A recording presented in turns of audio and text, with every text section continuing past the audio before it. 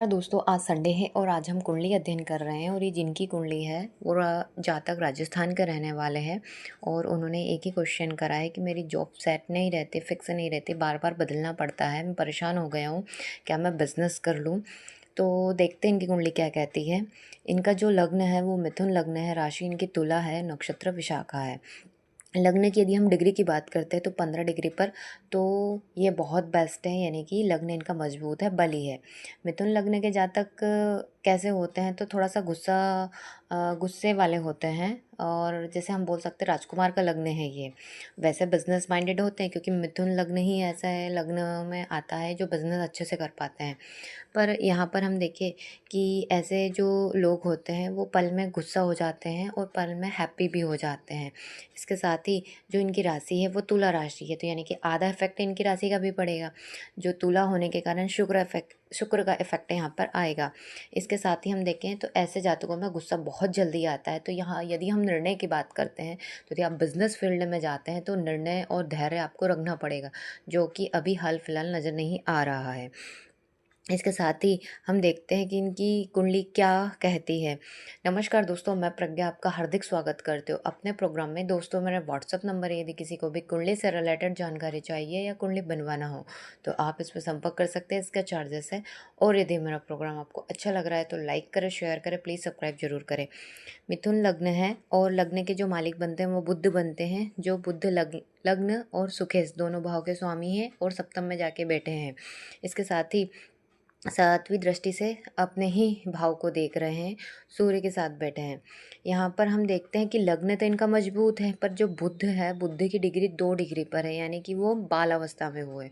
इसके साथ सूर्य भी है, तो सूर्य के साथ यहाँ देखें तो सूर्य अस्त अवस्था के हैं और बुध बाल अवस्था के। इसके साथ हम देखते हैं कि सूर्य यहाँ पराक्रमेश भी है और वो मृत अवस्था में है। इसके साथ हम देखें कि इसमें सबसे कारक ग्रह की यदि हम बात करते हैं तो शुक्र है, शनि है।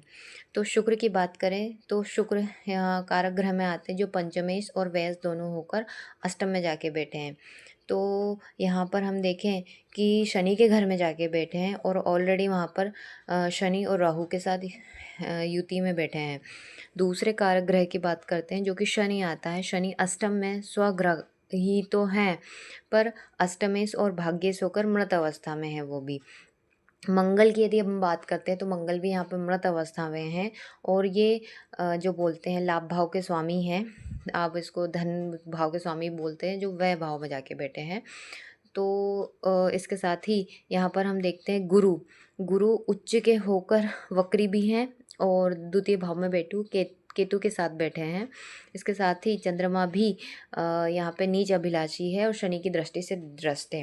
तो जब भी हम चंद्रमा की बात करते हैं, यदि हम कुंडली में बिजनेस या सक्सेस देखते हैं तो 2-3 ग्रह ही आते हैं, जैसे सूर्य होगा, चंद्रमा हो गया और शनि हो गया, क्योंकि यहाँ पे बैलेंस बनाना ज़रूरी होता है, जो कि मन का काम करता है। चंद्रमा चंद्रमा यदि आपके अच्छे हैं, स्थायी है, तो वो आपको स्थायित्व प्रदान करते हैं। पर यहाँ पर हम चंद्रमा का बात करते हैं तो वो कमद्रुम दुर्योग से है, क्योंकि चंद्रमा के दोनों तरफ कोई शुभ ग्रह नहीं है और कोई ग्रह भी नहीं है। इसके साथ हम बात करें, वैसे भी इनको 7.5 ही चल रही थी, तो ये अभी तो स्थायी नहीं हो पाएंगे, क्योंकि यदि आपकी कुंडली में हम देखें जितने भी ग्रह मोस्ट ऑफली अच्छी कंडीशन में नहीं हैं। चंद्रमा नीच के हैं, सूर्य मृत के हैं और शनि जो, जब भी शनि की महादशा आती है, यदि मतलब कुंडली में यदि हम प्रॉब्लम की बात करते हैं तो सूर्य, चंद्रमा और शनि इनका देखना बहुत ज़रूरी हो जाता है, क्योंकि एक शनि की 7.5 होती है या महादशा होती है, तो उसमें प्रॉब्लम ज़्यादा आती है और व्यक्ति को स्ट्रगल काफ़ी करना पड़ता है। इसके साथ ही व्यक्ति परेशान होता है और चंद्रमा यहाँ ऑलरेडी डैमेज ही है। तो यदि पीड़ित हुआ चंद्रमा, तो यदि आप परेशान हो रहे हो, आपकी जॉब स्थायी रूप से नहीं है, तो वो कहीं ना कहीं डैमेज ही है। इसके साथ ही कोई से भी काम में आप टिक ही नहीं पाएंगे। तो यदि हम बिज़नेस की बात करते हैं तो फिर आप बिज़नेस कैसे कर पाएंगे जब आप जॉब में ही सेट नहीं हो पा रहे? तो बिज़नेस में तो बहुत ज़्यादा लॉस नहीं हो जाएगा फिर, यदि आप सडनली मैंने कह दिया कि आप बिज़नेस में चले जाएँ, तो फिर आप स्थायित्व नहीं भी प्राप्त कर पाएंगे वैसा।